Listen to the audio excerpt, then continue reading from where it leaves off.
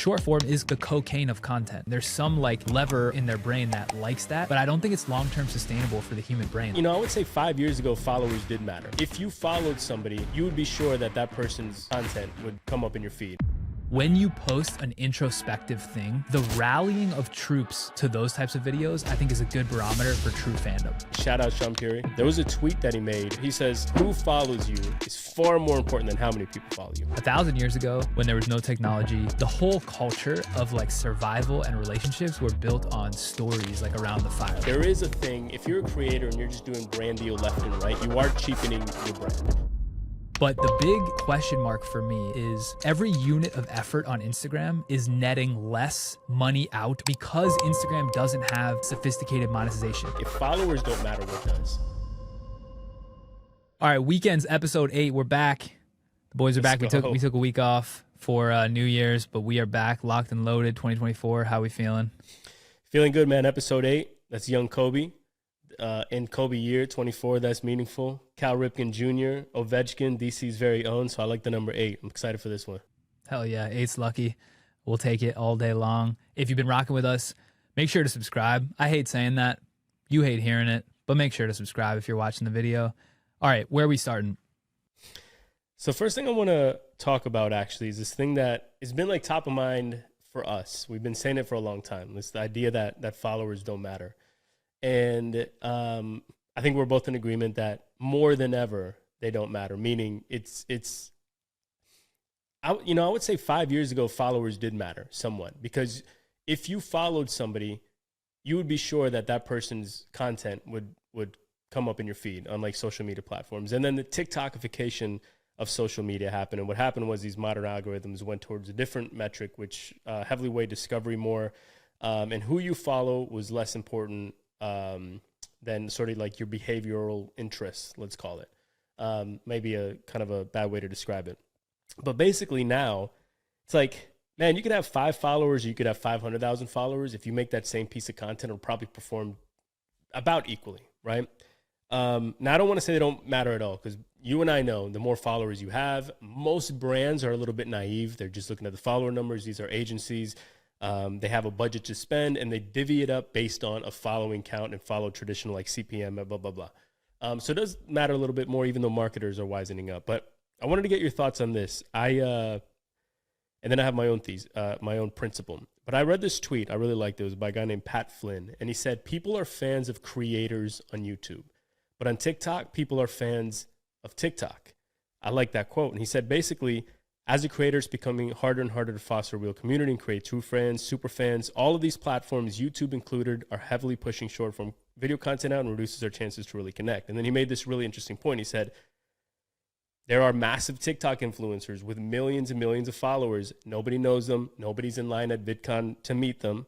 But in previous years, people stood for hours in a line that wrapped around the entire convention center just to meet their favorite creators. And so my question to you is like, is there a new metric, or what is the metric that matters most? Or is it not even quantifiable? Is it just, I mean, and then I want to share with you like a principle that I've been sort of cooking of maybe how to gauge like true fandom. But I want to get your thoughts on that. Like, if followers don't matter, what does? Yeah, I mean, that's the $1 million question. Oh, I feel like the one question that we'll get to is, does TikTok itself, the platform, not matter? Or like, is the reason there's no deep fandom for people on TikTok because of short form, the medium, or is it because of TikTok, the platform, like the way it delivers the algorithm? So that's an interesting thing we can debate. But I totally agree that followers, the only reason followers matter is like the last defense of followers mattering is the brand marketers that control the budgets caring about followers mattering. As soon as those people either switch their mind or evolve out of the marketing function, followers don't matter at all. So yeah, I mean, this is a really interesting conversation around what is the metric that really matters most. For me, it's like when you post an introspective thing, like today, I posted a more like introspective video. Like, here's what I've been doing the whole time. Like I struggled, whatever. It was more like me as the hero, not like me as a newscaster. The rallying of troops to those types of videos, I think is a good barometer for true fandom. So like when I posted that, I was like, holy shit, this is getting like good metrics, but also the comments are crazy. Like people who really love me, who are like true fans, are like supporters, and you can gauge how strong that is based on those types of videos. Your last 2 videos were like that, and you had hella comments and hella shares from people like that. And so the thing is, it's kind of hard to like put a number to that, but there's a feeling. I feel there's like a level of magnitude with how deep the fandom is. So. But go into what you think the metric should be, and we'll riff off that, because I do think like from a creator source, followers don't matter at all. From a brand source, followers still do matter, especially when the brand is lazy at determining if someone has real following. But that is aging out, I would say, in like a summarized way. Yeah, I mean, first of all, it's just such an interesting thing to think about. Like, and I do think about it a lot on YouTube. There are creators that are so beloved, they go off platform, they create their own gated community, or they join another platform, whatever it might be, and people follow them. On TikTok, like that would never happen. Like, oh, your account got deleted, or you want to go off platform. Okay, nobody's going to think about it again. Like, there is no, it's very hard to develop fandom on TikTok. I think on Instagram it's a little bit better. I was going to say I tweeted out, I threaded out today that I think Instagram is like the most perfect hybrid that we have as far as a relationship and a discovery platform. I think it sits somewhere in the middle. And I think it's going to be as prolific as ever. But I was cooking this idea, this concept of the boring selfie principle, right? And I was like, okay, you want to test your true fandom as a creator. Let's say you got 1 million followers. You've done it by doing 10 giveaways a month. By buying shout outs, sponsored posts. You do it through some sort of shtick. Let's say like Hunter Weiss. Like I don't want to. He's had some clients that have popped, but then as soon as they go away from that format, it's crickets.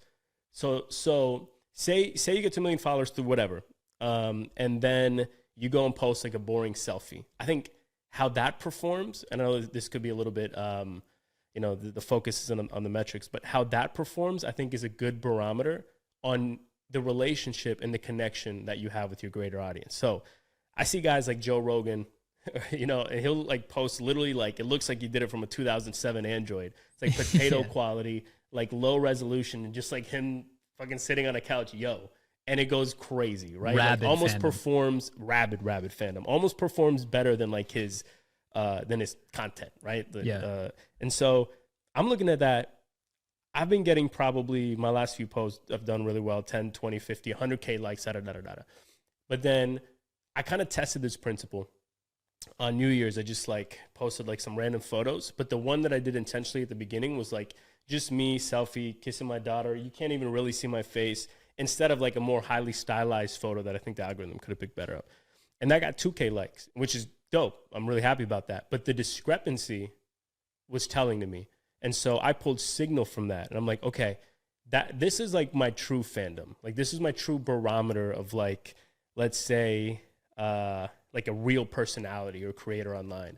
I don't know if you want to add to that, but I'm like, there's something there. And I want to try to like build this principle up. But for now, I'm calling it the boring selfie principle as the true barometer for creators, success of a creator, let's say. Yeah, I mean, there's a lot in there. I feel like one of the reasons why I like posts, like I like my homies posts to help boost it, but really the reason I like it is so I can save it for later and go look at my liked posts. And I think when you post like personal stuff, like boring selfies, most people don't like it unless they're your true fans, because they don't need to save it for later, right? It's like it's not adding value to their life other than just like the entertainment in that moment. So I think that is a decent barometer, and those don't get shared as much usually, which is why they don't grow as much, which is why they don't get as many views. But that's why like views and followers is kind of like an empty metric. It's like empty calories, I feel like. So that's an interesting point. The thread I want to pull on is what you were saying around what Pat Flynn said. That hit me pretty deeply around like there are people in line for YouTubers, but no one's in line for TikTokers. Here's the question though. For us, like let's say we went all in on Instagram, like we do have, I would say you and I both have like legitimate fandom to some level, like nowhere near like these big YouTubers, but like we have hundreds to like low single digit thousands of like real true fans just from shorts. Like we haven't really done YouTube. Not saying those people would line up in a conference for us, but like there is like real fandom there. So is the reason why nobody would line up for these TikTokers because short form as a medium, like as a vehicle, is just not long enough to actually cement real like relationship building in the viewer's mind? Or is it just that TikTok as the property, it happens to be short form, but like as the property, people when they go there, they just lose sense of like identity. They don't give a shit who they're consuming. It's just the casino. Because I will say, like, you can build legit fan loyalty on Instagram, and I agree. I'd say TikTok is like more fragile, like frailer in terms of that sense of loyalty. But I don't. Yeah, I'm curious to get your thoughts. I don't think short form as a medium is the reason why people don't get fandom on TikTok. I think it's more like the approach of a user going to TikTok is like, I'm ready to be entertained. It's the same way of like, if you watch a college football game on TV, I'm not watching for the announcers. I don't give a shit about the announcers. I just want to watch the game. It just so happens that they're the ones presenting the information to me. It's kind of similar to TikTok, but do you think that differs, TikTok versus Instagram? Yeah, I mean, I actually do think the format is a big piece of it. I don't think it's impossible. Obviously, there's creators like Two Turn Tony. I don't know if you've seen him on TikTok. Yeah, he built like real serious fandom primarily off that platform. There's been so many others, D'Amelios, et cetera, then they'll branch out. But I often like try to reverse engineer, because so much of this shit is like really fun to talk about, because there is no like data. There's no research paper that you can like create around this. It's all very kind of like gut feeling, anecdotal. So one thing that I like to do is reverse engineer. I'm in a ton of friend groups. I'm in my sister chat, family chat, me and Carly back. We're always sending each other shorts, Instagram, TikTok, da-da-da-da-da. How many shorts that you receive, let's say out of 1,000, are you like, damn, I got to follow this person? It's just like they relay the information. It's funny. I don't think very, very few, let's say out of 1,000, maybe 30, I'll like go to their profile. And out of those 30, maybe 1 or 2 might convert to a follower. So like every 1,000 TikToks, I might gain 1 extra following on my following tab. Actually, probably even less. So I just think long versus long form, if somebody sends me a 30-minute video that I sit and watch the whole thing, I've built I feel a connection to that creator, even if it's not around their story, even if it like Johnny Harris, even if he just tells like a really well polished, incredibly edited, thought-provoking piece. I'm like, I need to follow this guy. Like, I want more of that. And so I do think a little bit is in the format, but beyond that, it goes and we'll segue into this later. But beyond that, I think is the storytelling, is that emotional connection you feel with these creators. And so we can touch on make your audience the hero later. But what do you think?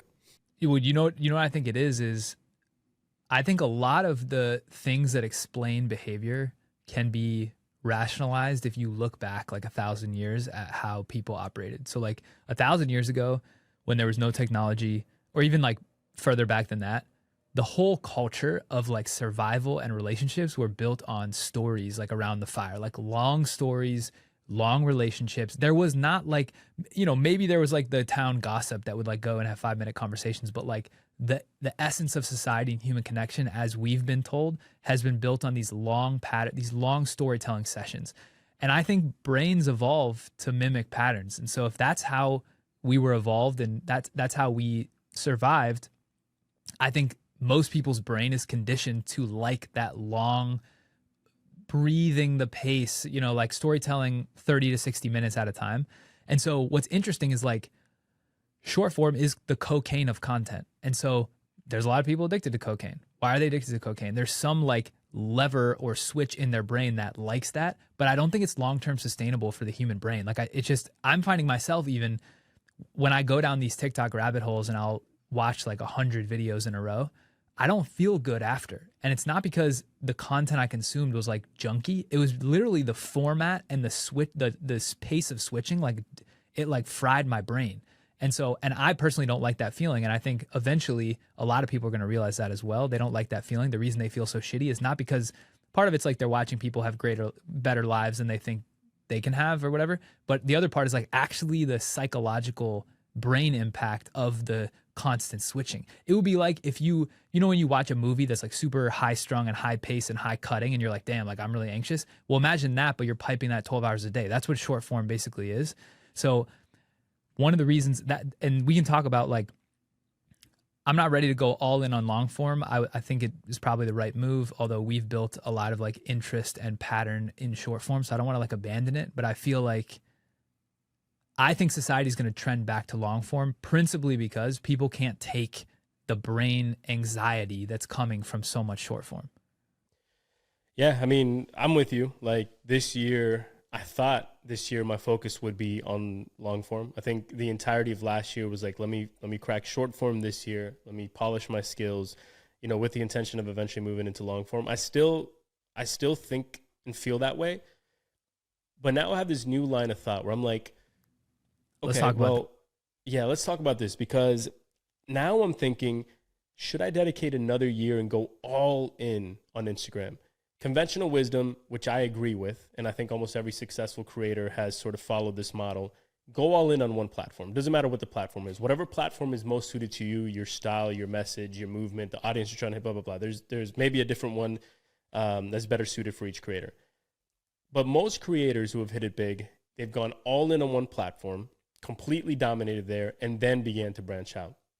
So I've never done that. I've always been sort of like, if you go look at my screen time, it's probably like even between like TikTok, Instagram, Twitter, Threads, YouTube.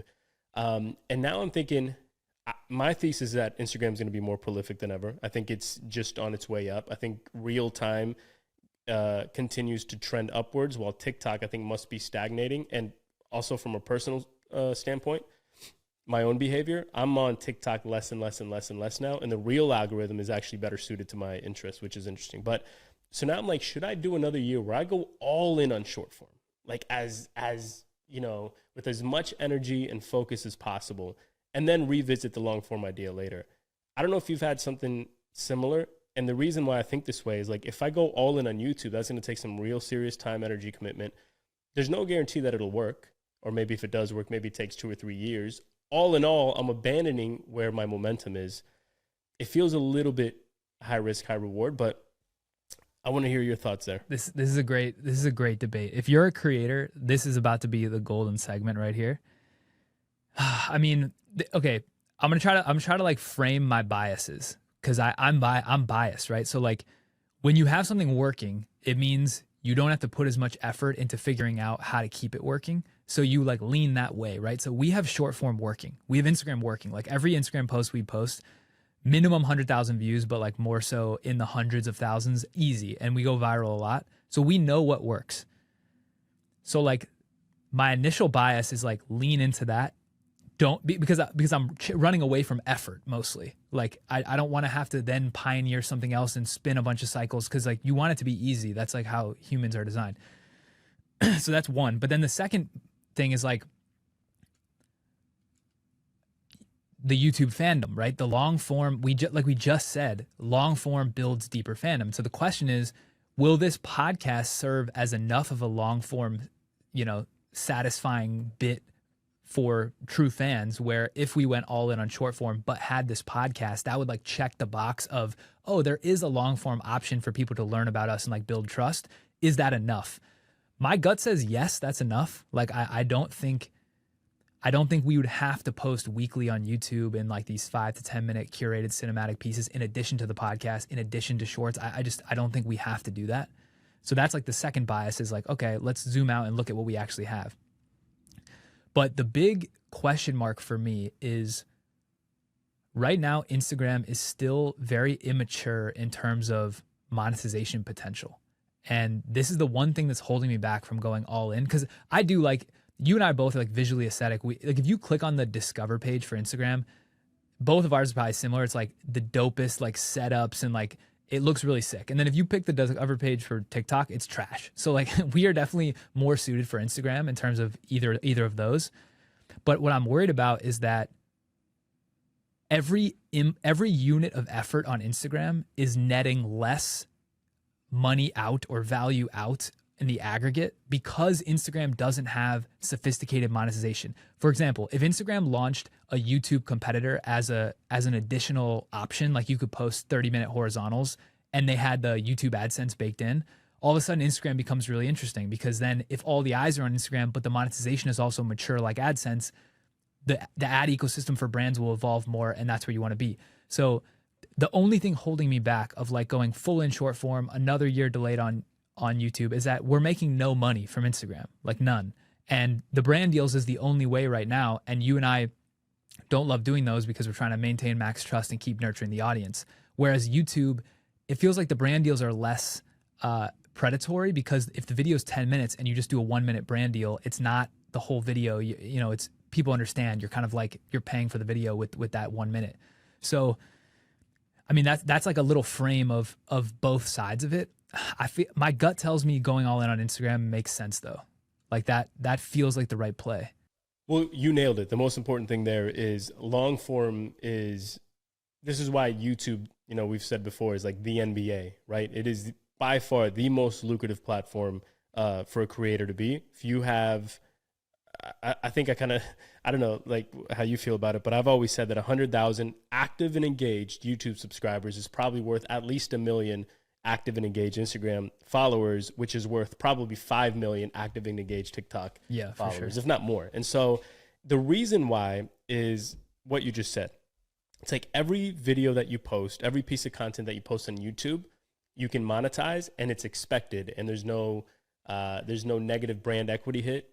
It minimizes trust lost, because as I said, if I'm watching a creator, I expect them to have, this is sponsored by Squarespace, let me show you, 10% code off, blah, blah, blah. People are triple dipping. Normal. They're triple dipping on YouTube. You're getting AdSense, you're getting the placement, and you're getting the affiliate, and it's expected. Yeah, which is why I'm excited. Like, podcast, I think, is a great format as well, because we could do 2 or 3 ad reads over the course of 2.5 hours. And again, it's expected. There's no podcast out there in the world that does not do that. You know, same as a great TV show back in the day. There was going to be commercials. It's unavoidable. There's no, you know, that was just part of the game.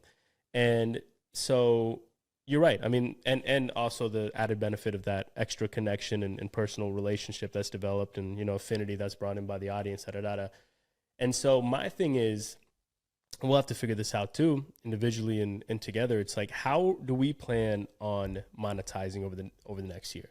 Is brand deals going to be the most lucrative outlet? Is it going to be product, and we just need the most possible eyeballs on that product to convert into paying customers with specific LTV, So that's kind of what I'm trying to figure out. And I don't have that data yet. Okay, when Pulse comes out, is that like, okay, now it's just a quantity game. I need as many eyeballs as possible. I need to develop max trust with another, blah, blah, blah. I don't know what that is, right? And so this is part of the reason I love this podcast, is like, it's so real time. It's like, we're in the depth of this journey. And often I find myself like not having the answer and just going off a gut instinct. But that's another important piece of the puzzle, is like, how do you plan on monetizing? And then I think you can choose the right outlet. Let me overlay some thoughts, as you said, that popped into my head.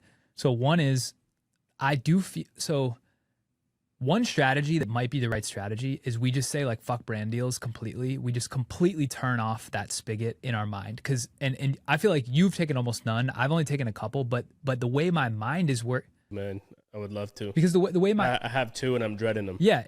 I dread doing them, but also, like, the way my mind is working is the third derivative effect of that is, I'm like, okay, I have to only post videos that are like kind of complementary to what a brand deal could eventually be, because I need examples and I need to like show, if the brands are watching, show what I make. And so it's just like, it's influencing everything, versus if I don't do brand deals at all. Like if we say, okay, the strategy is products, whether it's a course, physical product, SaaS, it's like the strategy is products, we're not doing brand deals. Well, that like really frees my ability to make whatever I want that's going to get the people I want to buy those products in. And I don't have to chase like, how would a brand think about this? And if I'm covering this topic, how would a brand want that if I want to sell it to them eventually? Like that does free up a lot of like creative space. That's one point. The bigger point though is, I think the real winners on the internet, and really in general, and this is like cliche, but they skate to where the puck is going, not to where it's been, right? And so if Instagram did 2 things in the future, they would immediately become the #1 destination. Those 2 things are allow you to post longer than 1.5 minutes, like create some sort of longer canvas, which then you could monetize easier with like in real. Can already, but it doesn't take advantage of the Reels discovery engine. Yeah, so I guess like you can, I think, post up to like an hour, but it gets throttled. I have to look into it. I think it does get throttled. I don't think it's not part of like the Reels algorithm. So basically, bucket 1 is like, if they redesigned the content posting and algorithm experience where they actually promoted longer form stuff just as much as reels in a different way, but allowed for like kind of like AdSense style monetization where you didn't have to take an entire unit of content and go fully on a brand. Like you could inject monetization. If they did that and or figured out the shopping, which we talked about before, where like they really integrated shopping live into the video content where it was like super seamless. I think they probably will do both if it makes sense strategically. And when they do both of those, Instagram becomes the best, maybe not the best of YouTube, but it becomes good enough complementary for long form content, the best short form content, and the best commerce platform in the world.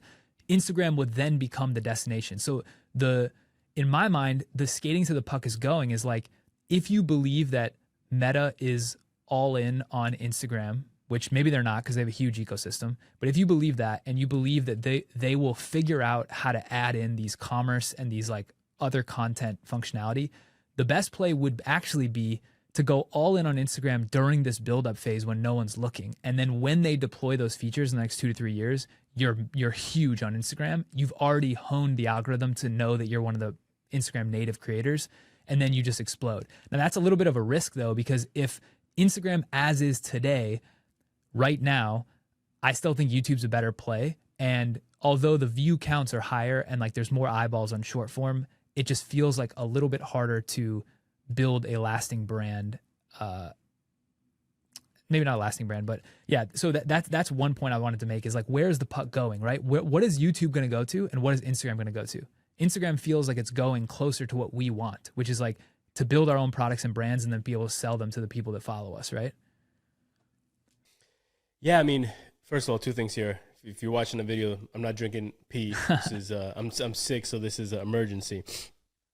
And I apologize if I'm like a little slow or lackluster today. I'm also just been super under the weather. But I think it would take, I don't know what it would look like. It would take like the most genius product mind, because I think for Instagram to even approach, and same for TikTok, I think TikTok's gonna like kind of actually fail in their pursuit of YouTube.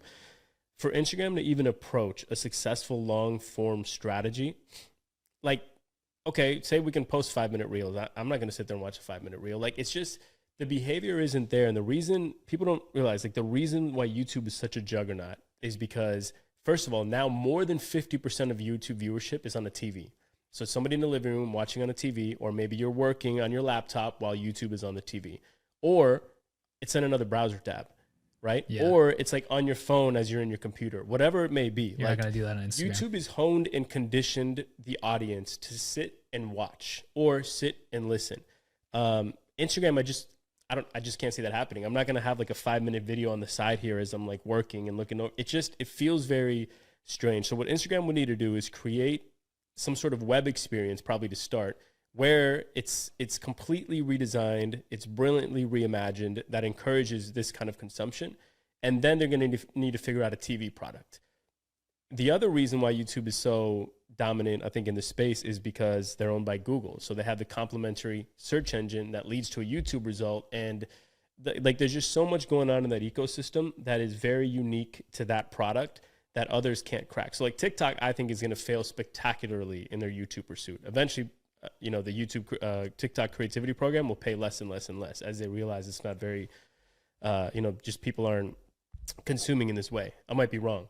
But that's why I think I would love for Instagram to trend in that direction. I just think it's like profoundly difficult, and I don't see a way in which they crack it. And if they do, I'm going to applaud the hell out of them, though, because that is a $1 trillion question, how to take on YouTube. The reason I want that is because there's a lot of times where I'll make a video and I have to cut the story short or tell it in an inferior way to fit the 90-second canvas, and it frustrates me. And I don't want to make a 10-minute horizontal video. I like making the short form where I can control the graphics a little bit easier. It's a little bit tighter. I like that, but it's just too limiting, because I think what builds trust is context. When you're storytelling in a 90-second format, you can't add enough context to really infuse your personality, which is why short form doesn't build the trust. But if there was an easier way, and then like short form editing is kind of tough, but if there was an easier way to edit a short form that was 2 or 3 minutes long, and I could really infuse like humor and like explain my point, I feel like you'd be able to build a lot more depth. So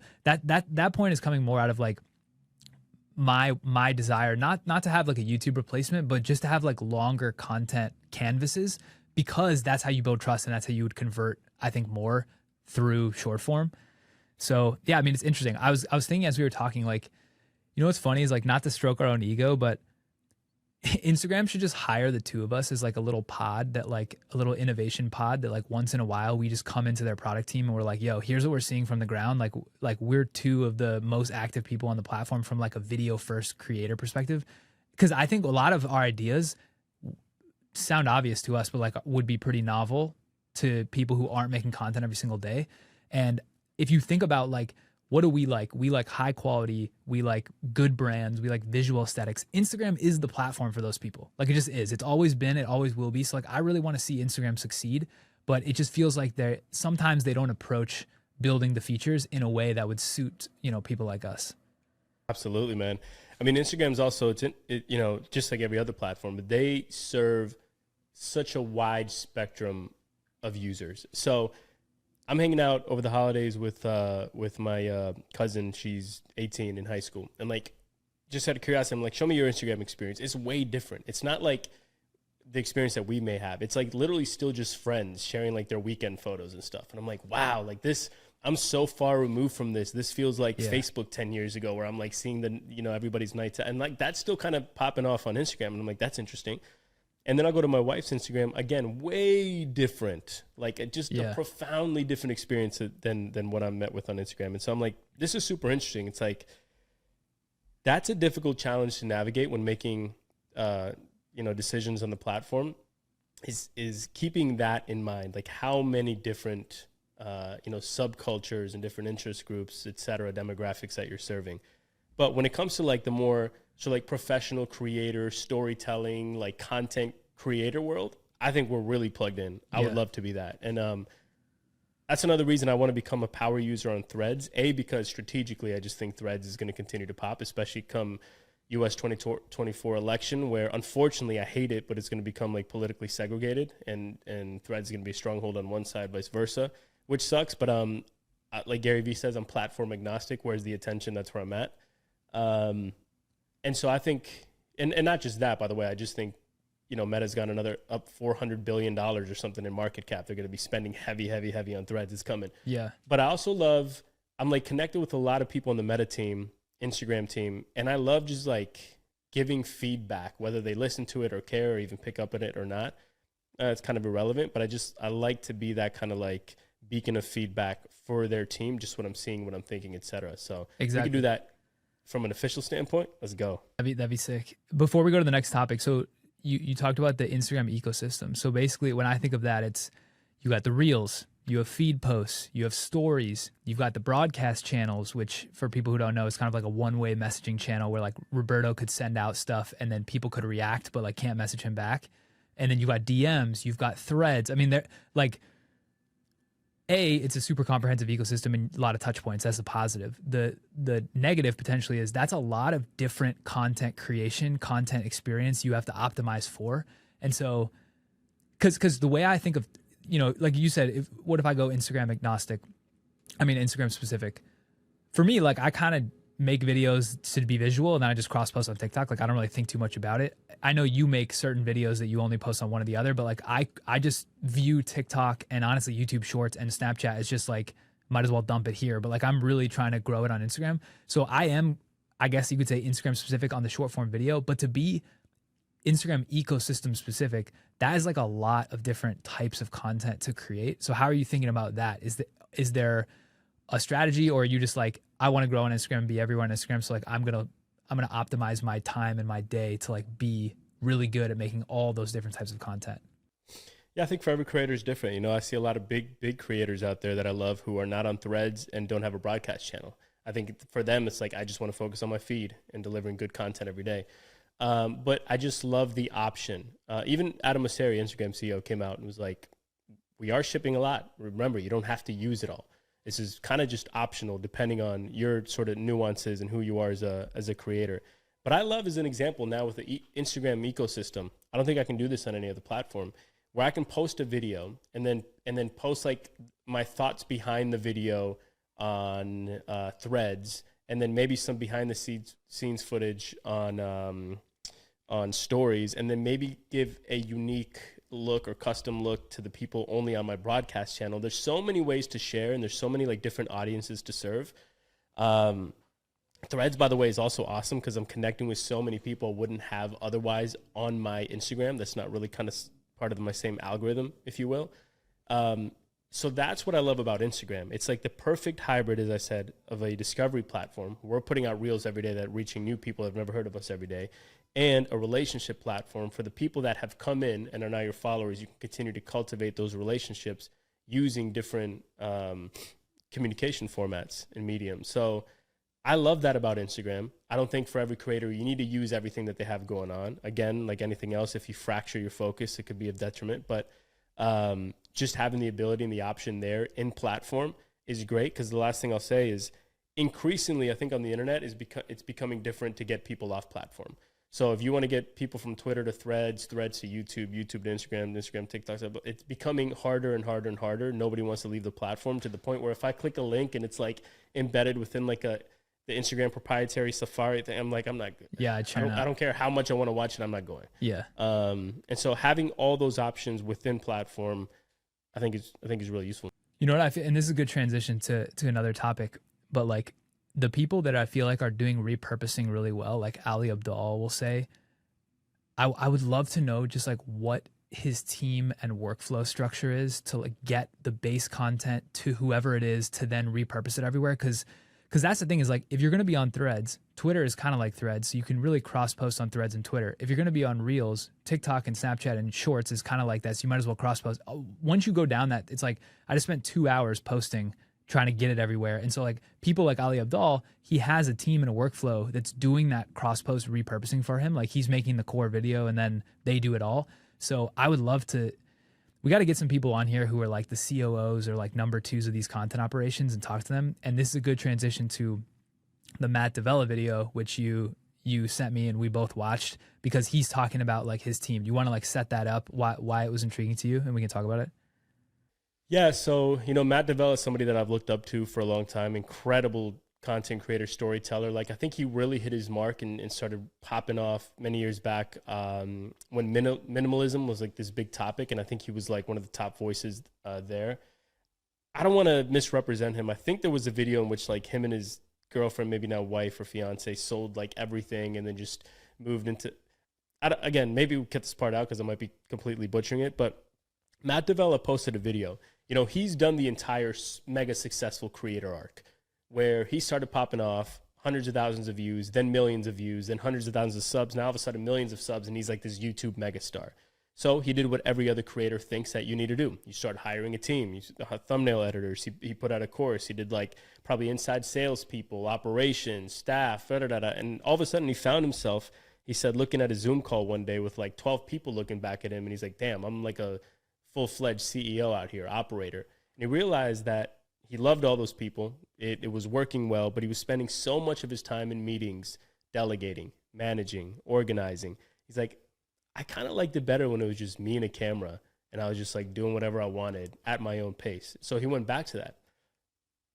And I was like, whoa, it's kind of funny, because it's like we're in a position where we think in the next year, it's like, okay, it's gonna be time to start adding people and staff to this operation that we got going on. And so seeing from his perspective, somebody that has gone through it and realized this isn't for me, this is just what I thought I had to do, that has been modeled by successful creators before me, I thought was really interesting. So first I wanted to hear if you have any thoughts on that. And then I wanted to talk about Ali Abdaal's appearance on that episode and how he has it, which I think we both said before this episode is like, he's got it dialed, he's got it locked.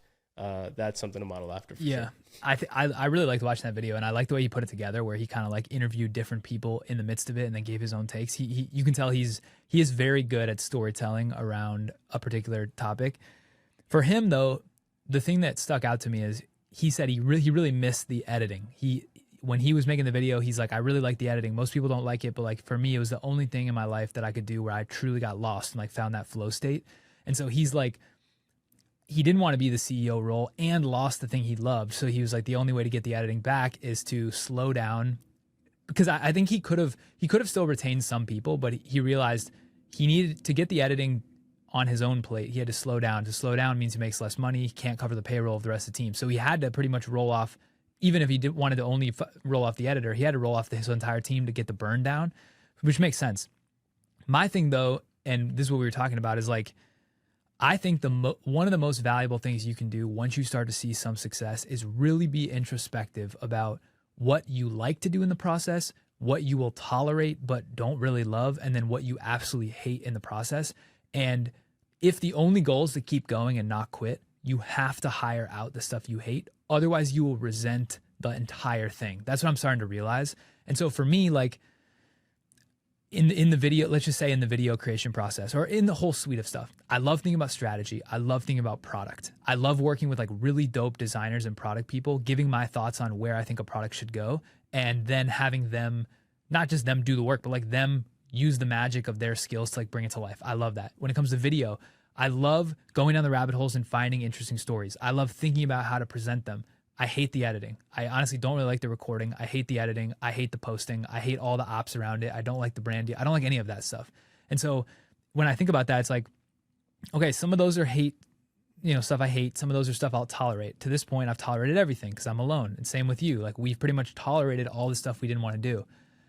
I think the loss in creative freedom you'll get for having to spend some of your time managing some people is worth getting the stuff you hate off your plate, because if you don't, it'll make you quit, I think. So I'm curious how you think of it. Yeah, I mean, I think for sure. You know, when it comes to editing, it's funny because I totally understand Matt Davella and other guys. Like, look, when I'm editing something that I'm like very passionate about, where it's like, you know, some more recent like storytelling pieces, if I'm going to do some cinematic bit, whatever, I want to own that process, because I'm the same. I remember having a moment a few weeks back where it was like 2 a.m. and I'm sitting there spending an extra 2 hours on sound design, and I had like this really sort of like intimate thought to myself. I remember clearly, and I was like, I love this. Like, I am so fulfilled right now. Like, literally straight up, I was like, this is everything to me. Like, I love this. Now when I'm editing like the videos of like an AI tool, which I don't know if I'll do more or whatever, that's not fun to me. That I wish I could just offload, because I don't care. They were just nonsense. It doesn't really matter. So what Matt is doing is he's like, you know, his output I think is once a month, and he's like, these are art pieces. You know, sometimes it's like, it's informational. It's like, hey, here's how to declutter your life. But he does them in a way that it's pure art. And so I can understand his artist side of him, like wanting full control over that. When it comes to a team, yeah, I mean, you know, definitely I want to delegate all the things that I don't want to do. As an example, when it comes to hiring a team, one of my main thoughts is like, okay, whatever platform I decide to go all in on, maybe it is YouTube, maybe it's long form, whatever. I want people who know how to repurpose those pieces of content across LinkedIn, which I hate. I never want to open LinkedIn again in my life, but I understand that there's an opportunity there. Facebook, couldn't care less about, you know, it's again, like I dread it, but I know there's massive attention there and it's an opportunity. Snapchat, da-da-da-da-da. So I want a team to be able to like repurpose all of that. I think Ali Abdaal probably, I don't want to make any speculation here, but I think what he does, which is probably where I'd love to get to, is just record the A-roll. Record the A-roll and send it off. And somebody else is adding animations to it. Somebody else is like cutting it up, making sure the pacing is right, you know, adding sound, audio, music, da-da-da, et cetera. Somebody else is uploading it, doing all the research on tags, you know, best practices, title, thumbnail, everything, that kind of thing. And so, and Ali Abdaal, I'm assuming, also has somebody who's helping them with the ideation and scripting now. So it could be to where it's like Drake, where he's just like, yo, here are the lyrics. Here's how to, no shade on Drake, but like, here are the lyrics. Yeah. Here's how to write them. This is a reference track. This is how to recite it. Here's the beat. And that's how his output is so crazy, is because it's like, yeah, again, a lot of, you know, he's got a team kind of like doing everything. And now he's just plugging in, recording the vocals and bouncing. Or maybe coming back for like a video, whatever it might be. I think that's something that as a creator you can model after. And I feel like Ali Abdaal might be there, where it's like somebody's like, here's the idea, here's a script. Yeah. But I don't want to discredit him either, because maybe he is doing the entire script writing and all the ideation. I'm not sure. But it sounds like he's got it locked in and dialed like that, where I'm like, damn. He does have it dialed. And to be fair, the way he was able to afford that team is he put out a really high ticket cohort course that he ran for many years, or I don't know if it was many, but several years. He racked up a few $1 million. So if his team is 10 or 12 people, his operating costs are probably 50K a month maybe. And so like that's significant. Like he needs some revenue coming in to offset that. And so he was able to set that up. I think one of the things I've been trying to figure out is like, here's where I'm at today. What does a dream day look like? And then, and I know what that is, and I can say that too right now, so people can hear what a dream day for me looks like. The confusing part is what step do I take? What's the first step from today to actually get to the dream day in terms of the workload? So for me, like a dream day would be at the beginning of the day, I check in with some team or some either one person or a team that's like a sick designer, industrial engineer, someone who's like the maker of something, of some product that I co-own with them. And they say like, yo, here's the update, here's what I'm thinking, here's the, check out the prototype, whatever it is. And it's like a live brainstorm with me and them to be like, here's where I think we should go, here's where it's still not working, right? It's like the product strategy, product vision. There's maybe I spend like an hour on that with just one product. And after that, the only other things I want to do is either podcasts like this, where it's just us just chopping it up about what we're seeing, or it's me going down a rabbit hole and finding something interesting.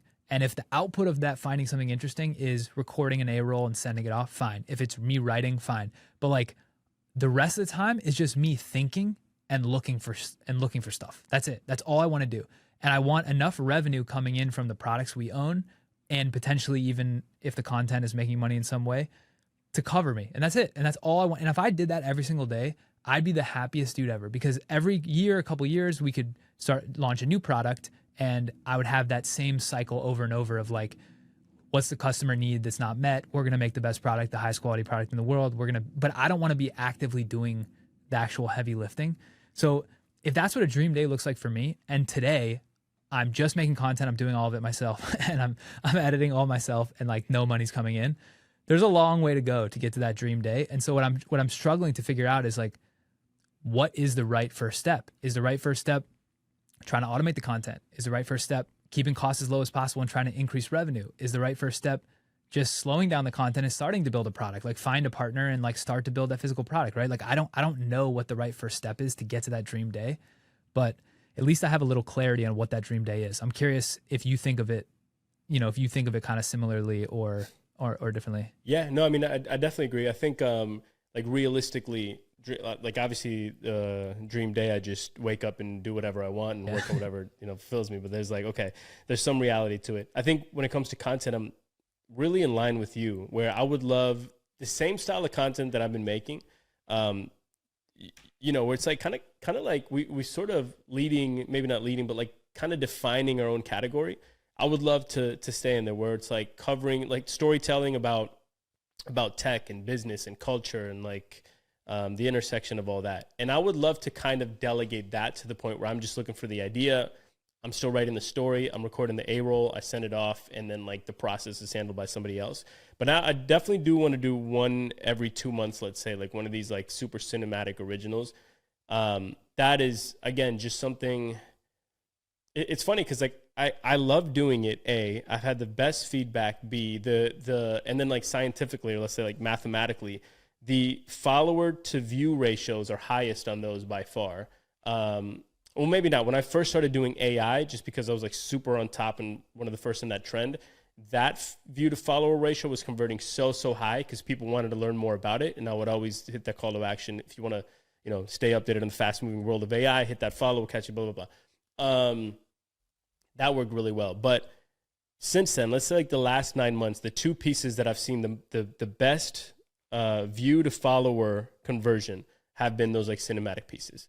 And that gave me a lot of signal, which I enjoyed, because it's like, hey, the stuff that you like doing, you're getting the best results. You're getting the best results from. The only problem is that and maybe not, I think if there's like a creative way around this, but the only problem is they're much less monetizable than if I'm like doing daily news, because if I'm in the feed every day, one brand deal a week is not going to kill me. Where if I'm in your feed once a month, one brand deal is going to be like, all right, what are you doing here, right? But now I'm thinking, it's like, wait a second, this is a great proof of concept. It's like, I can go to a brand now, ASRV, and like, yo, let me tell a story. I think it'll get 1 million+ views. Do you want to sponsor it? this is not like a story about ASRV. You're just inserted into it. There's like creative ways around it where actually maybe it could be pretty monetizable. But ultimately, I think on Instagram it won't be. If it was YouTube, yes. But yeah, I'm getting a little bit derailed here. But I definitely agree with you. Like what you just laid out is also my dream scenario, I think. Yeah, this is where I think we need to go. Like if I gun to my head, like, yo, you have 6 months to figure this out, or like something bad happens, this is where I think we need to go. Is me and you both completely forget about brand deals. We basically we've put our heads together to figure out a product, whether that's a course. I know you have products cooking, but like we figure out a product, whether it's a course or something. We only make the content that we feel like will get shared the most by the people we want to come into the ecosystem, and that's it. You don't focus on brand deals at all. You don't skew the content towards brands at all. And then we basically spend every other second of time either making the podcast or making the product better and getting the product to market. And I have a feeling that if that product is a fit for customers, we'll make more money from the product than the combination of all total brand deals. And the product is not transactional. The way a brand deal is like, once you do it, it's done. You got to go get another one. The product can scale, whatever. So certain products scale better than others. Like a course would be a dream for us because everything we make, the better we get, the more the course sells. But there's other products we can make too. And I hadn't really been that absolute in the thinking. I was kind of like, oh, I could do brand deals. I could do a service. I was kind of like all over the place. Let's try to dabble. I actually think a better strategy is like, fuck that, turn everything off except the product, figure out the product that the people we want to buy would buy, that we have authority to make.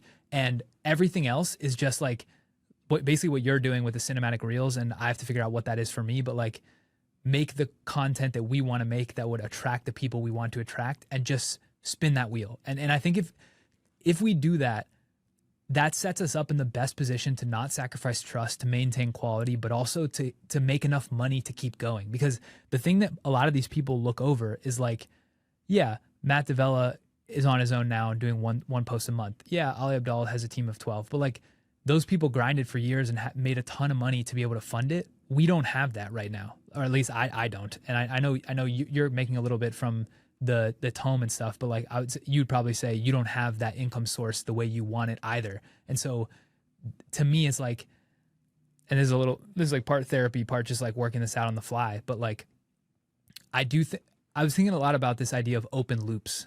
You have a lot of open loops right now. I have a lot of open loops where it's like things that we could be doing that's like, even if we're not working on it, it's taking our mental space. And the more open loops you have, the shittier you are at everything.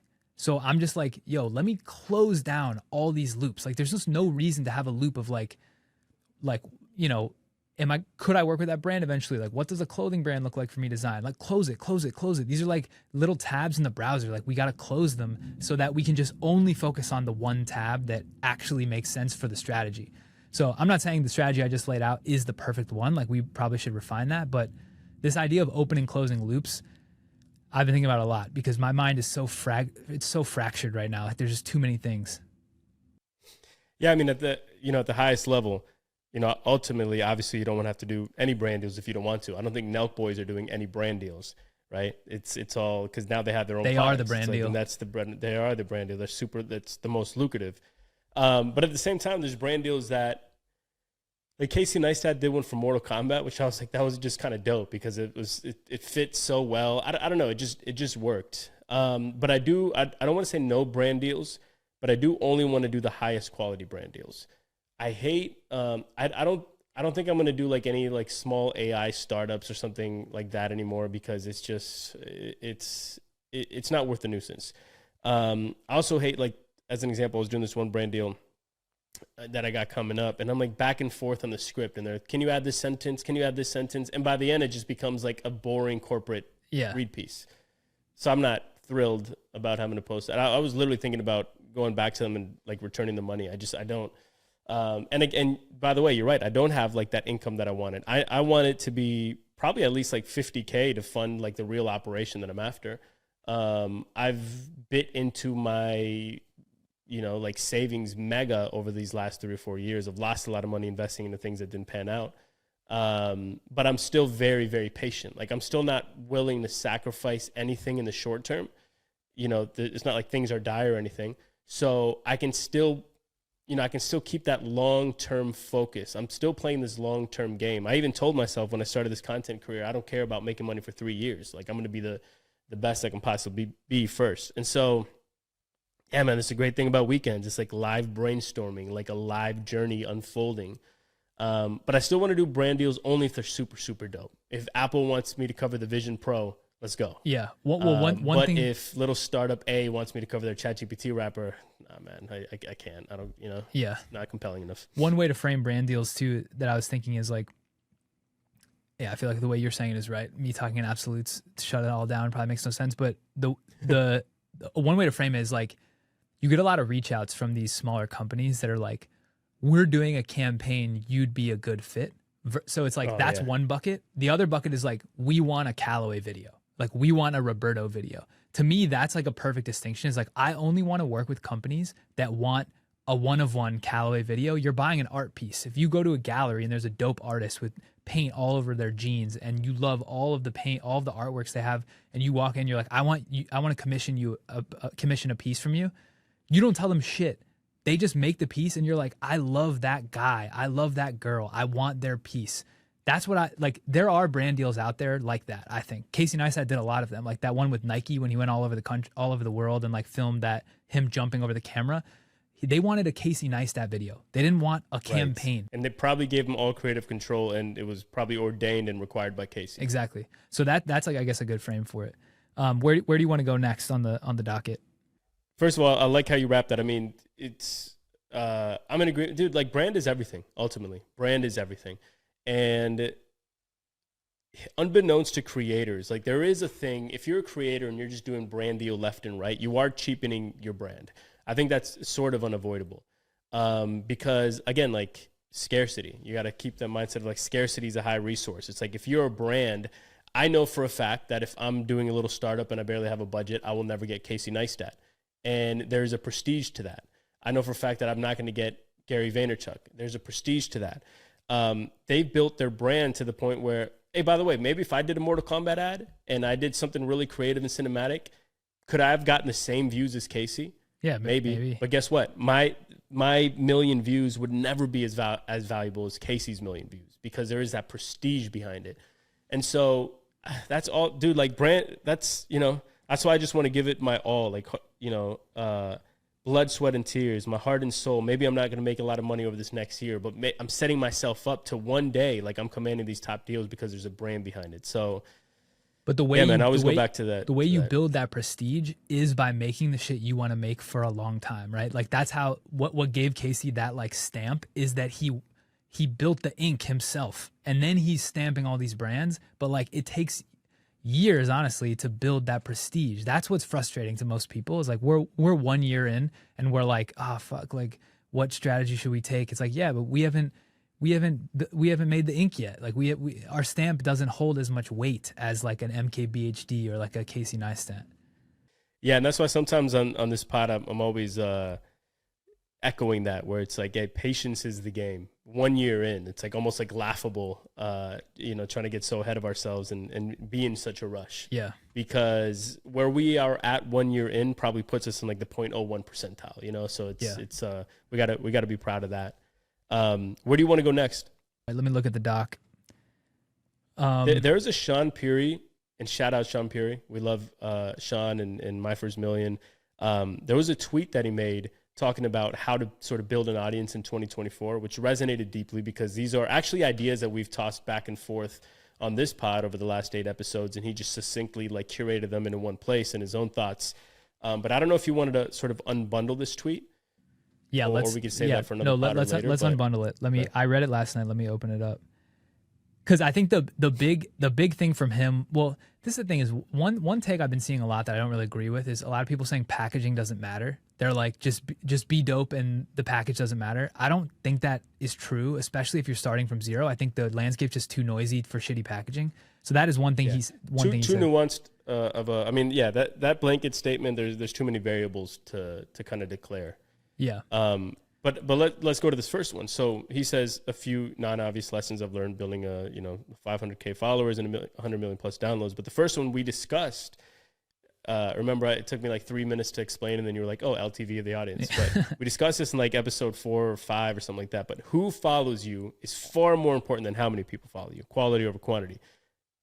He nailed it there. I mean, like we talked about, we don't have to rehash the segment because we already went through it. But that is so important for people to understand that if you have, 10,000 international 14-year-olds, that's not going to be as impactful as like one Fortune 500 CMO, who's a fan of yours. So I thought that was well said. But if you want, I don't know if you want to go through like each point or if you have any thoughts. I like how he said you're not building an audience, you're actually building a magnet which attracts a certain type of person. And the whole point is to get the who, it's like flies to a light, right? You have to build the light that attracts the right type of fly. So yeah, let's go to the next one. I think we were both really aligned on that one. Yeah, but that's just it, man. Yeah, I've been saying that a lot too, where it's like you're not actually building an audience. You're putting stuff out into the world that's attracting the person that hopefully you're after. The next one is you want to be known well, not well known. So basically it says that fame is the wrong goal. You want a narrow set of people to know a lot about you, become famous within your bubble. So how do you become known well? You got to share stories, hopes, dreams, fears, and obsessions. This is basically depth. What do you think about this one? Basically depth versus breadth. So I still think you want breadth if you can keep depth, right? Obviously, like you want to go as broad as possible with keeping the depth, but the depth is most important.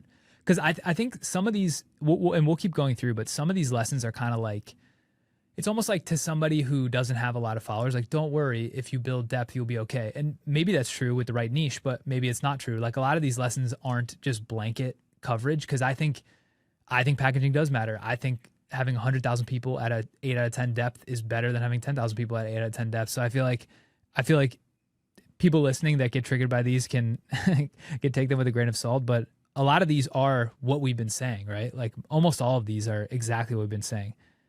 I'm trying to see there was one on here that I really liked. There's no such thing as too long, only too boring. I'm 97% in agreement. I think there are some movies that were just little too damn long. Like I loved it the whole way through, but I got fidgety after 3 hours and 20 minutes. Yeah. But I see what he's trying to say, and I completely agree. The binge bank one is amazing. So I think we've probably talked about this before. This comes from Dylan Jardin, I think, is the one who came up with this. But like, and this is why short form is tough in a way, because I think it's very rare for people to go to your profile, scroll all the way down, and like watch historicals. They do sometimes do that, but I've never gone all the way down. And so what that means is, like, in theory, you have a library of content for people to consume, but most people don't consume it that way. Versus YouTube, it is like a binge bank where people will go back and watch old videos, and like it's more topical. The algorithm will surface stuff from 8 months ago. But I think this idea of like, you want to build the magnet which attracts the right person in, and then once they're in, you want to give them stuff to consume before they churn, because that's how you would build trust, right? If someone's watching you for 30 to 60 minutes after first finding you, they're going to have a good idea like what you stand for, and you're either going to get them or not. Like you're going to capture them as a fan or not. So I really like that idea as well, but I think short form makes it tough. I think there is a way to and by the way, another thing that we should actually lean into, and I was thinking about this, I had this written down, but series. So sometimes I'll come across a series and like, this is part 4 of whatever series, and then I will go back and look for the other parts. Right now on Instagram, which I hate, they need to add this. It would be so easy to do, but I love how TikTok, you have all the series. On Instagram, you can't with Reels, and I think that's crazy. I would love to piece mine out. Okay, here are my originals. Here's my tech reporting. This is like, I'd love to be able to piece it out. So I hope Instagram adds that ASAP. But that's another thing I was thinking about this year. You and I think having some sort of series would be a great way to sort of elevate our brand, and widen or make our binge bank a little bit more, compelling. Well, one series I feel like we were on to, but we just didn't find another topic for, is the joint shorts, where we were like basically debating something like that. The format in itself is a series, but also we could pick topics specifically that were like debatable, or like top. Well, no, I wouldn't say so much that's like a series. That's like a format that people may scroll down and look for, but like series meaning like, something a little more, I can't think of any examples off the top. Oren has a really good one where it's called brand versus product. So he'll make a video about like pans. So he'll go through pan brand or like kitchenware brands and be like, are you buying this for the brand, or are you buying this because the product's actually good? And he'll like go through. So he's done it for pans. He's done it for bikes. He's done it for silverware, whatever. Like, so that's a good example of like his brand versus product series.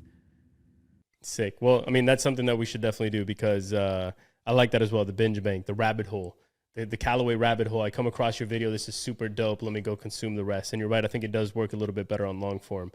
Then he goes on to number 6, the rule of 100, which I actually love because when I saw this Mr. Beast clip, I was like, that is so right. Where basically Mr. Beast was like, oh, you suck at the beginning? Yeah, everybody sucks at the beginning. Make 100 videos and then come and talk to me. And by that time, you're not going to need my advice because you're going to be winning. Yeah, this is something that I've kind of borrowed. People ask me what to do. It's like make 100 videos and try to improve something every time. It can literally be that simple to get started with content. So I don't know if you have any thoughts on that, the rule of 100. It really is that simple because if you're not going to stick with it for 100, you're not going to stick with it long enough for it to work. And if you are going to stick with it for 100, you're going to improve fast enough that, like he says, you don't need hacks. And that's the thing is there's no hack, there's no tips, there's no cheats. The cheat is sit down and suffer through learning. That's the cheat. Correct, man. That's it. That's I always say it. It's reps, it's practice, it's patience. It's like anything else in life. There is no shortcut. The shortcut is a lie. It really just, you got to do the dirty work and you got to be at it for a long, long time before you start popping. I think we were both sort of in a way, not to sort of like diminish our skill and whatever, but in a way, like a little bit lucky. I don't know, because or let's not say lucky. Let's say we were an outlier.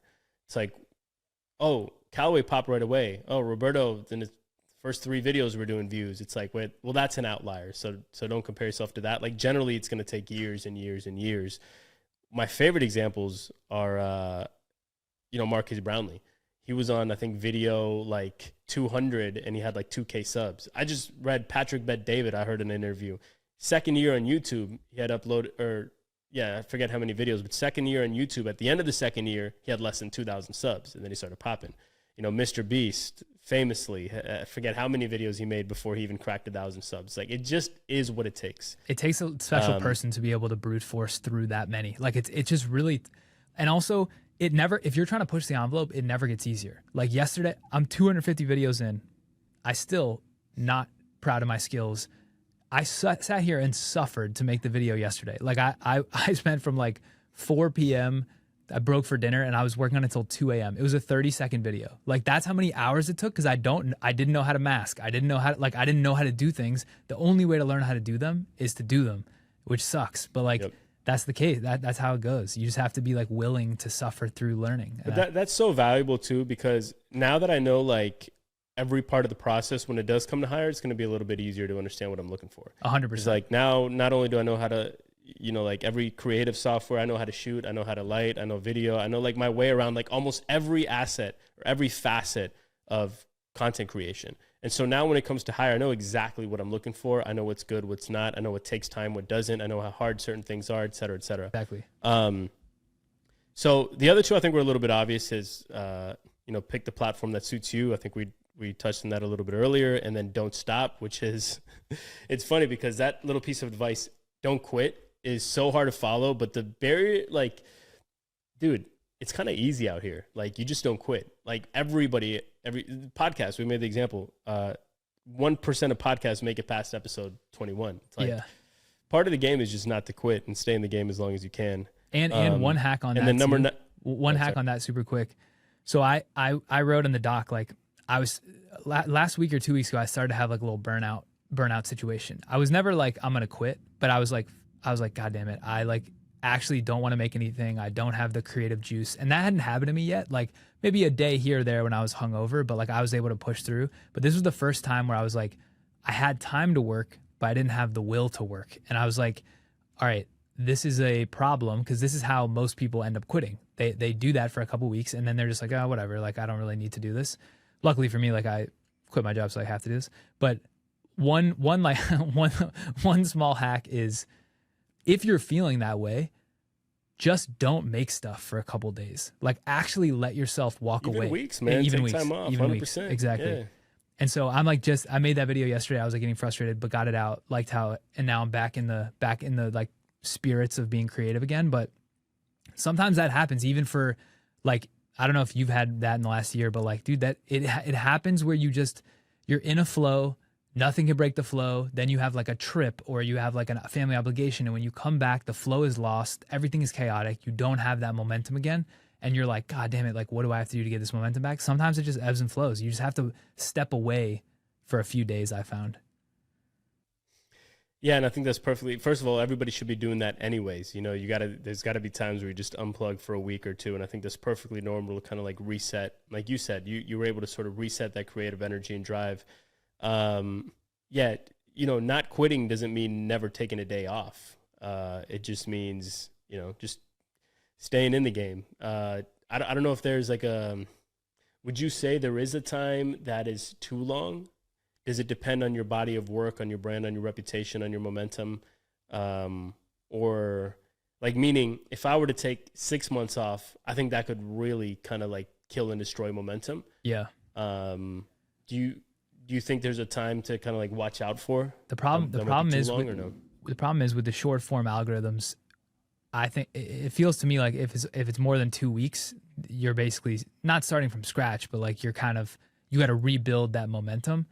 It depends on like who you are, because I think if you have 100%. That like internal drive where like you can just flip a switch one day and just go, then you can take as much time off as you want because you can get back into it. But I actually think more important than the social algo momentum is just like your internal work momentum, like your creative drive. Like if you can't flip the switch and there is a ramp up period, you don't want to take a couple months off and then have to take another couple months to ramp up, you know? So I think it just depends. But something I wrote in the newsletter around like lessons around this or tangential to this is like, there's a difference between self-belief in self and self-belief in the strategy. And like, you should never waver on self-belief in yourself. Like 100 times out of 100, you should be like, I'm dope. I'm a goat. Like you should be talking to yourself like that.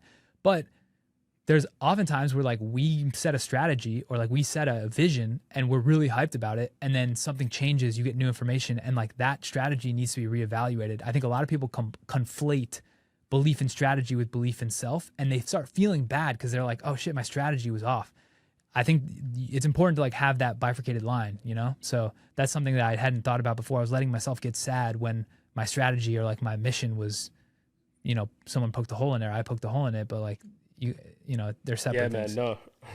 Belief in self is everything. Dude, it's such a small mental switch, but no, it does take a lot of practice and it does take time, but I'm actually kind of convinced that you can almost do it overnight.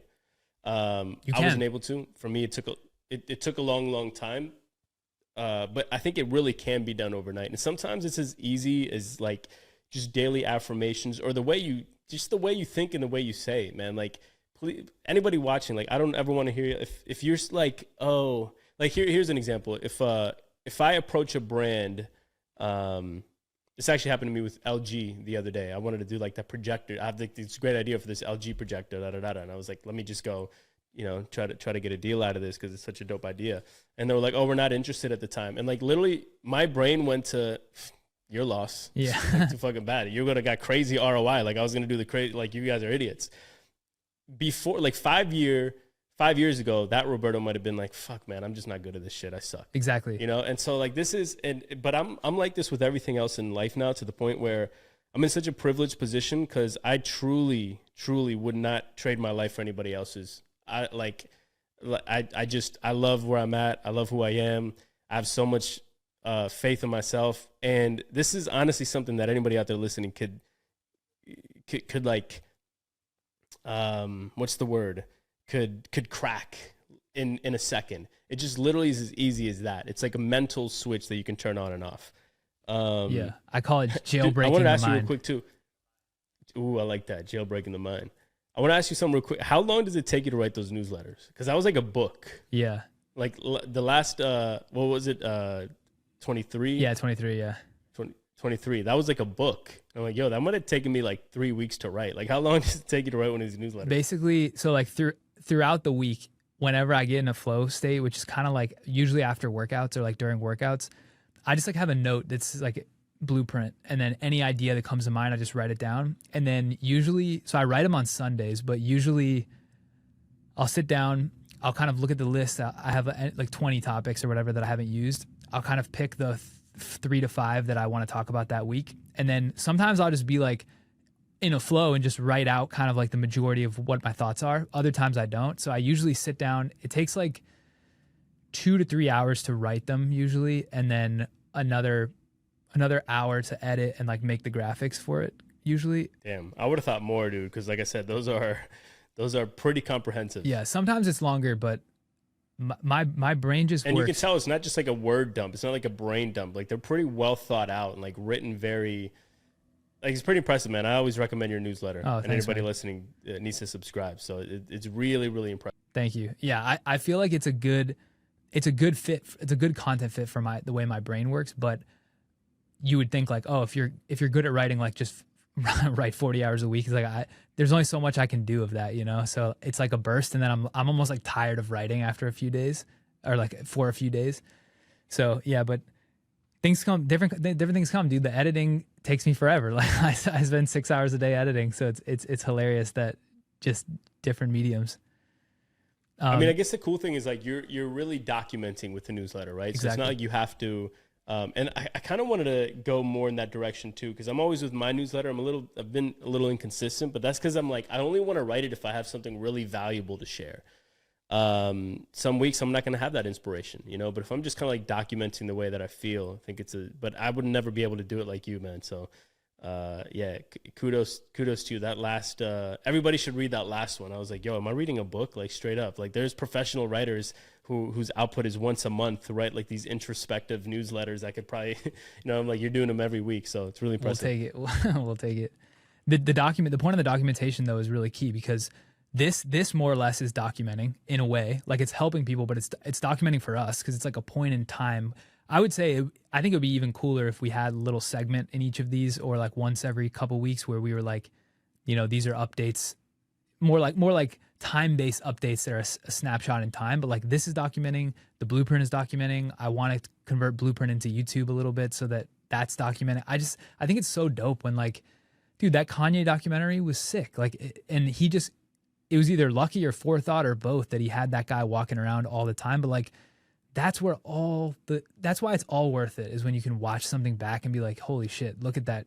Imagine how many more people that documentary inspired than like him going crazy on like an 8-minute rant, like at a concert. That documentary probably inspired tens of thousands of people to like get started or like to document. I just think that the behind the scenes shit is so cool, and nobody does it because it takes so much work and effort. And they usually don't have the forethought when they're starting, because they're like, I'm struggling, nothing is working. Why would I document my misery? Like, it makes sense why people don't document, but I think it's the coolest thing. Any story worthwhile needs conflict. Any story worthwhile needs struggle. I think the magic of a story is in the struggle. And so like being able to see that, this is what I hope to offer too with like weekends, is like, hey, sometimes, you know, we're out here like, shit, how are we going to make money? Do we want to do it this way? Is this going to ruin our brand? Like having like all these like pain points that we're sort of encountering and confronting, I think makes it super interesting.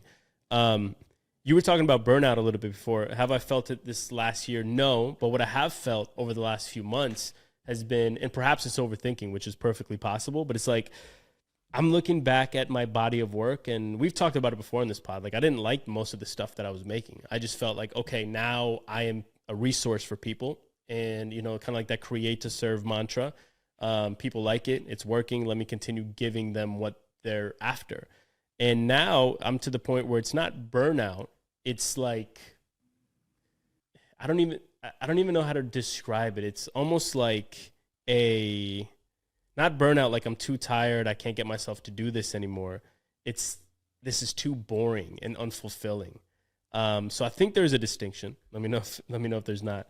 But that's something that I'm not really willing to compromise, I don't think, this year. I don't want to make something, unless it's a brand deal and it's lucrative, and I don't want to make something that I don't want to make. I think it's as simple as that. And maybe that's the antidote to burnout, because if I'm approaching it that way, I think maybe it makes it a little more difficult to burn out. Whereas if I just needed to meet my some sort of throughput quota, some sort of consistency output, and I had to post once every other day, then, you know, as a byproduct of that, I'm going to make stuff that I'm not in love with, and then that'll probably accelerate a burnout potential. Yeah. Well, that's the frustrating thing, is I think where burnout comes from is it's your desire to post faster than your creative output can meet the quality you want. So like I set these arbitrary bullshit deadlines of like I gotta post once a day on the weekdays. I need 5, or like but if the deadline was different, like if the way society actually worked was like, yo, social media, your account gets frozen except for 1 hour block a week. You can only post once a week. If that was how it worked and that's how everyone treated it and that's how all the fucking gurus talked about it, it would completely change the way I made stuff, because then I'd be like, I have 6 days to come up with the best thing possible and I can't miss because like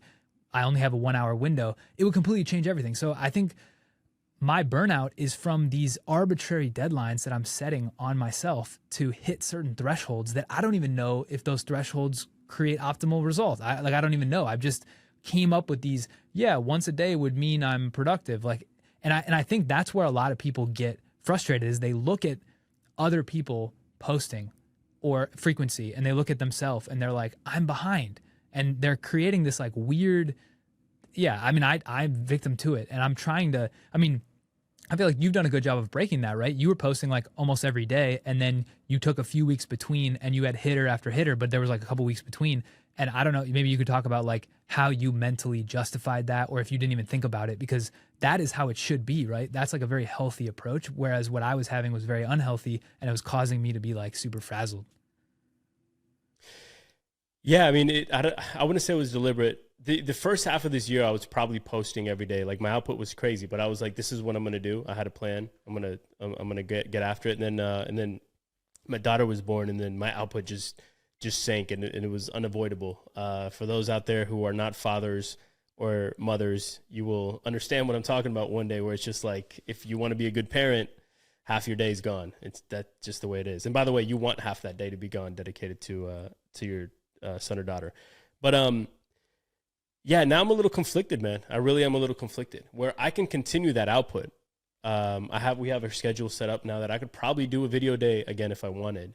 And I could probably, continue to do it on AI and tech updates, and I would grow and everything would be dandy. And why would I go away from something that was working? But again, it's like, dude, at what point does this just become the 9 to 5? It's like, first of all, we escaped the 9 to 5 to go 24/7. And at what point does content, like there's actually this sentiment that I think is growing throughout the internet. I want to talk to you about it, where it's like the being a creator is not as like freeing and romantic as it once was. Now it's just a job. Like we might even need to retire this word creator, because now you're just a worker. There's so many different types of creators. And now I'm looking at people online. They're like, okay, you have to do 4 lead magnets, and then you have to do 6 pieces of content a day, and 12 on this, and 4 on Threads, and 6 on 4, and 4 on LinkedIn, and then send them to this info product. And I'm like, that's so miserable. Like that's just a 9 to 5. That's just going to your accounting job, but without the added benefit of like going and talking to people and being around a community. It's like, wow, wait a second. It was this thing that was like so freeing, and it was like this creative and incredible, creative journey that you would go on, and like, wow, you get brand deals and you get paid for this and you have all the freedom. And now there's like so many creators out there where I'm like, wait, dude, you're an accountant. Yeah. You're doing your 12 hours of paperwork I don't know, man. I agree. That's why I'm saying we need it's really important to have a product that's detached from the content output, so that pays your bills, so that the content output can be really on your own schedule. That to me, that's like mission critical, and I'm not there. I don't think you're there yet. And it's frustrating because those arbitrary posting deadlines, the reason we have them is because we think that by doing that, we'll get closer to building more audience, which will then help us convert the product later to monetization so we can free up, right? Like that's the like logic tree, which sucks, because I do feel like I've never worked more. I've never worked harder. I've never been constantly more on. I've never been more agitated when I'm not working, when I spend time on a video and it doesn't go. Like I'm way less emotionally stable than I was working a job. The difference though is that I'm fast forwarding to when I'm 50. And if I was working a job, I'd still be working a job at 50. And I think this is the only entrepreneurship, owning your own business is the only path to not working until you're 65. You can work, but you won't have to. And to me, my current thinking is that that's worth the trade-off. I hope it's worth the trade-off. I don't know, but it's frustrating, dude. Being a creator is kind of frustrating if you don't have a product that's detached from it. Yeah. Yeah, I mean, but at the same time, you're building the distribution channel, which is most important. It's the hardest to crack. So it's like, uh, it's funny because I've never, aside from like, when I was like in my teens, when I worked at like Sports Authority and freaking Advanced Auto Parts and stuff like that, but I've never really had a job except for this one 6-month stint where I worked at a startup. It was by Michael Chasen's startup. We raised $13 million for it. It was in Washington, D.C.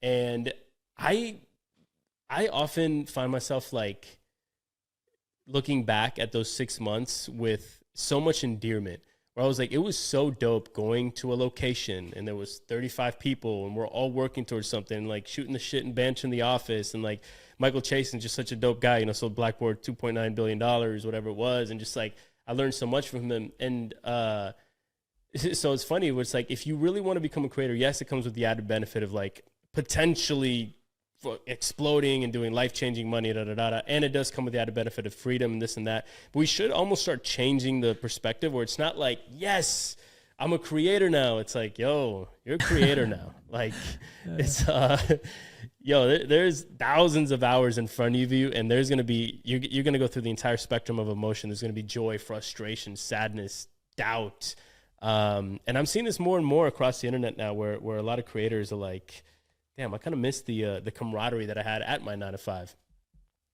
You just recently quit your 9 to 5, so I hate having this conversation. Like, wait a second, but obviously you're in a different class because we're outliers. But for the average person, that's why I always say when I like coach or mentor a young creator, I'm like, the first thing you need to crack is the mentality. Like, it's this is going to be a 2-year grind minimum. Yeah, minimum for you to get to a place where you can even probably sustain yourself. So yeah, and the thing is, like, you can spin it. We can spin it however we want, but at the end of the day, like, your audience is not an asset that you can sell, because nobody could operate. Well, I guess if you had a faceless page, that's different. But like, if you have a faced page, we've built a lot of, we'll say, audience equity in our audience. It's no question. It's not zero. Like, it is worth something, but you cannot sell it. So the only way to mine value is to rent it or channel it towards something else you own. And I think that's very different from like starting a company that is IP or software based that you also put a 2-year grind into. And at some point that is worth something that could be sold because it's not tied to you. So it's very important, I think, when people are starting down this journey, which is like, it's going to take a shit ton of work. You're not going to know what you're doing almost always. You're going to work harder than you probably would otherwise. Until you build a product that's detached from your name, the audience you're building is not sellable, although it is rentable. So you're going to have to like work a long time to extract value in a positive way from that audience. So there's a lot of things that are not like, holy shit, this is a lottery ticket, the way it's painted to be. I still think we're going to figure it out. Like, I think you're a killer, I'm a killer, born killers kill. Like, that's how it is. So we'll figure it out. But this isn't the kind of thing that like somebody who's not a killer or like somebody who's fragile emotionally should, I mean, you should think twice, I think, about like jumping into it. Not to say like it's for certain, like it shouldn't be allowed for other people. I'm just saying like it's way tougher than I thought. And we're good at it. Yeah, and it's very public. And it's very, very public. So imagine you go to a job and you know what everybody's making and you know everybody's output and you know how effective everybody's been at their job in real time. It's like I could see why it causes so many anxiety for people. What was I going to say? I was just going to say something. I had a good thought and it just escaped me. One thing on that, maybe this will trigger it back, is like when I post the blueprint. So this will give a signal to people like how like delusionally confident I am in myself, or like how you could say delusional I am, period. When I post the blueprint, like, we're not making a lot of money. Like, this last week, I lost $200. Like, we made nothing, spent almost nothing, but like it was a net loss of $200. And my life burn this week was, I don't know what it is, but it's probably, I don't know, like $1 to $2 grand or something with everything included. Not like I'm buying software, but like to buy food and rent and stuff, whatever it is for the week. Maybe it's more. So like that's a huge net hole. And every person in my life that I've ever met, ex-girlfriends, college friends, whatever, everyone is seeing me post that little screenshot. Everyone who's reading Blueprint or like watching my Instagram stories is seeing that little screenshot. At the bottom, negative $200. Not only am I not making any money, I'm losing money every single week. If you're not confident in yourself and like playing long term, that will break you in half. Like it just will, because it's really hard when you think you are X and then people you think are Y, and those people are looking at you and like in their conversations in their apartment with their significant other, they're talking about how dumb you were for quitting your job and like you're losing money and it's not working, whatever. I don't know if people are having those conversations, but most people think they are. Most people think that other people are. And dude, it's one of the reasons I like sharing the Blueprint is because the kimono's open. Like the pressure that makes people crack is when you hide the fact that you're not doing well and you hope people don't find out. I'm just putting it out there. Yeah, let me play the other side of that, because I don't think there's a lot of the pressure isn't like there's people that don't understand the game. Okay, so you could actually make a shit ton of money right now. Go to your email inbox, all those brand deals, do those 3, 4, 5K each one. Da. Put out a video every day on an AI tool. You could probably make 20 grand easy minimum a month, easy. Like I would say without that much effort. You could do some BS like little cohort on some bullshit and get one of these agencies to do your lead mag. The thing is, like, these fizzle out in the short term, because it's very difficult to sustain like a real reputation doing that. And so it's more of a question. It's like, it's like convincing the right people. I'm glad, because like my wife understands the game, where it's like, no.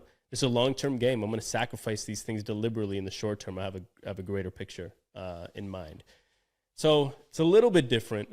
And I'm grateful that we are in that category where we like don't have to fret, because if you are a young creator and you don't have anything to fall back on, you don't have savings, you don't have money coming in, it's like you gotta do this stuff, and it actually like maybe prohibits or stunts your long-term greatness and potential that you can one day embrace.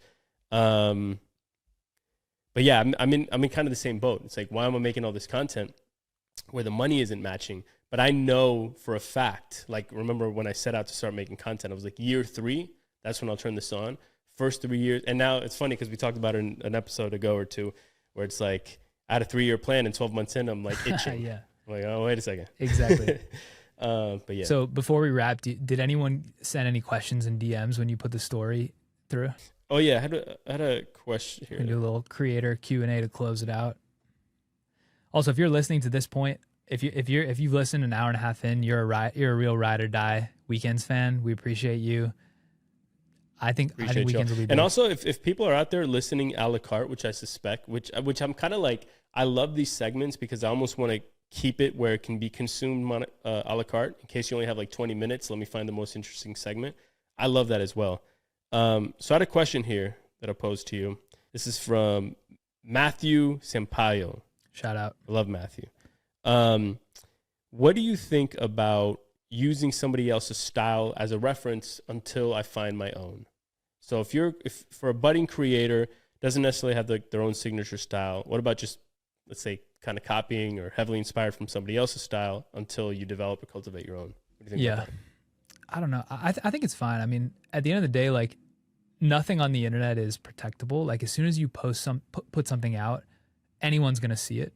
And what's that line? Like, good artist copy, great artist steal, or something. Steal, yeah. So like, yeah.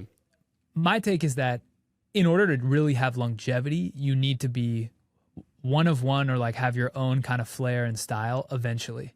But at the end of the day, like, the game is just get going long enough to where you feel good enough where you're not going to quit. And if what's going to help you not quit is borrowing some things from people you look up to and you trying to execute against them, I think that's completely fine. It's like, now if you rip someone's style, their exact words, the exact delivery, you're using their clips, if you're doing all of that, I think that's a little predatory. But like we talked about it before, people like Ben Shapiro will take a video that's viral and do a reaction, and all he'll do is look down. He won't even say a word or react or move his face at all and just repost that. He's basically just stealing that entire video.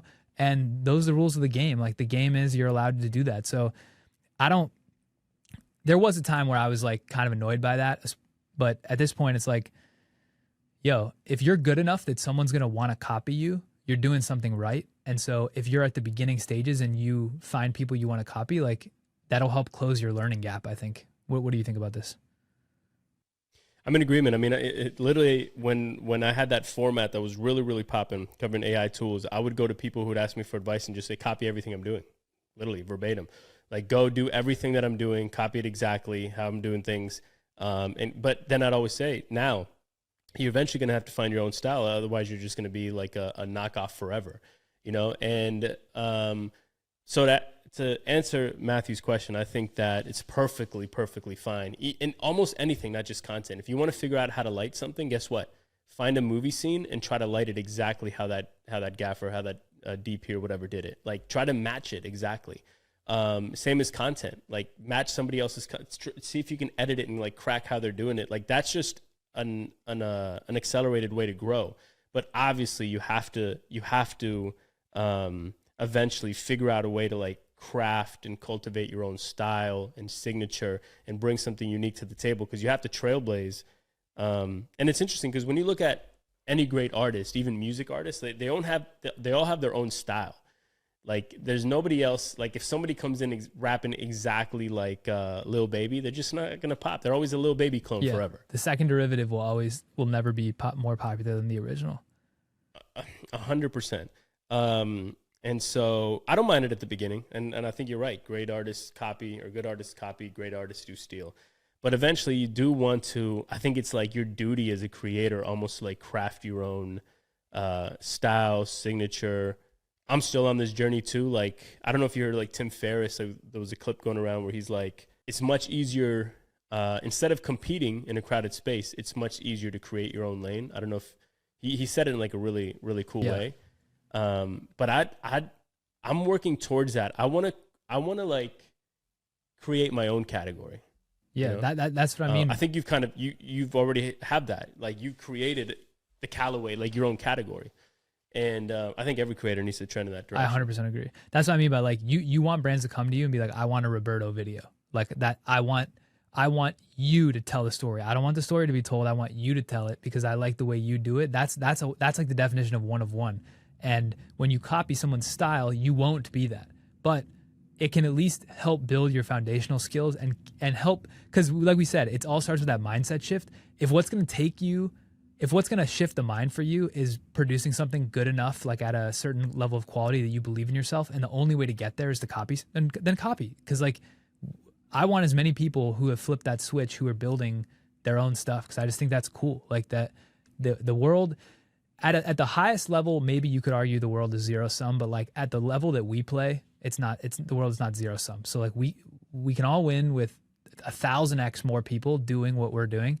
And part of the reason why we're doing this is because, like, no bullshit, I actually want to inspire other people to do it, because I think it's cool when more people make stuff that's cool. Like that's just one of the tenets that I think we live by. So hopefully weekends grows super big and becomes like a nucleus for that for people.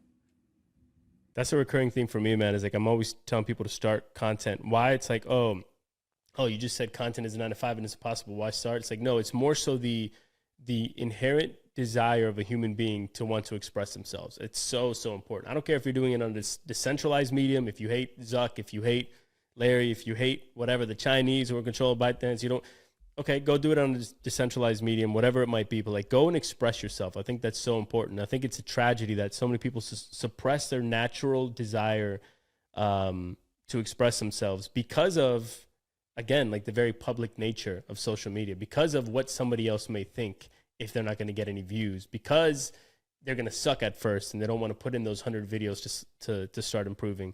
And that just sucks, man. That's why, like, I honestly do think everybody wants to post on social media. There are some people with like valid excuses as to why not, but most people is because they're fearful of what others may think. And I hate that. So I'd like to, one of my central messages this year is to combat that. Yeah. Hell yeah. Amen. Maybe we should wrap on that. Have you been listening this far? Yeah, man, because I'm probably all over the place. I hope I was like coherent today. No, that was good. I also was up till like 2:30 trying to edit that video. So we were playing hurt today, but hopefully you got a lot of information. Again, if you're listening this far, Honestly, if you don't want to subscribe, don't, but share this with a friend. Because if you listen this far, I guarantee you liked it enough. Just share it with another creator. That's probably the best way you can help us, and we'll keep doing it. So any last words? Excited for number 9, man. Dope. All right, see you guys then. See y'all next week. Peace. Peace.